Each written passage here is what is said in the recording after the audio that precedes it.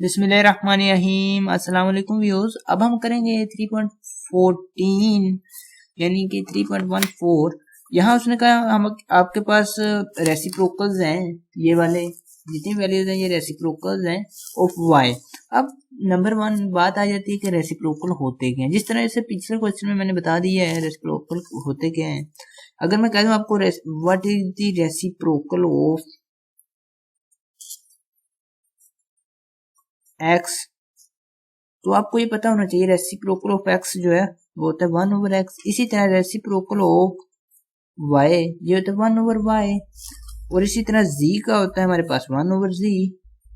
अब आप इस बात को अच्छी तरह समझ गए होंगे, ये रेसिप्रोकल ऑफ y है तो इसका मतलब है ये 1/y है। अब कहते हैं कि इसका हार्मोनिक मीन फाइंड करना। हार्मोनिक मीन का फार्मूला को पता ही है, HM जो कि आपके पास होता है इक्वल्स टू n/1/y, यहाँ पे 1/y सिग्मा। ठीक है, अब यहाँ देखिए हमारे पास इसका सिग्मा लेना है। n हमारे पास ऑलरेडी है, ये 1 2 3 4 5 6 एंड 7 वैल्यूज हैं। इन 7 वैल्यूज के रेसिप्रोकल तो है हमारे पास, मतलब n है 7।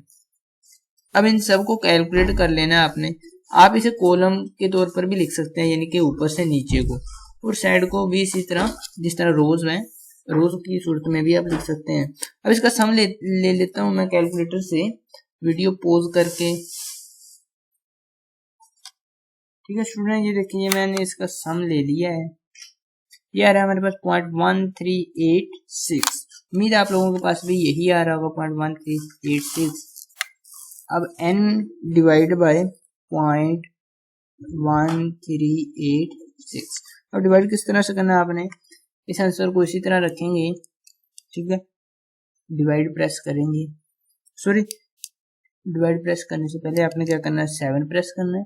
7 प्रेस करने के बाद आपने डिवाइड प्रेस करना है, फिर आपने प्रेस करना है आंसर। ठीक है, अब एंटर करेंगे तो आपके पास वैल्यू आ जाएगी जो हमें चाहिए। ये है हमारे पास 50.505। ठीक है, 3 डिजिट तक भी आप फिक्स कर सकते हैं। उम्मीद है आपने पिछली वीडियोस में सीख ही लिया होगा कि फिक्स किस तरह से कैलकुलेटर को करना है। 0.505। इसी तरह वीडियो कैसी लगी कमेंट सेक्शन में बताइएगा, और अपने क्लासमेट्स के साथ लाजमी शेयर किया करें, और वीडियो को लाइक जरूर कर दीजिएगा। मिलेंगे नेक्स्ट वीडियो में एक नए लेक्चर के साथ, तब तक के लिए अल्लाह निगहबान।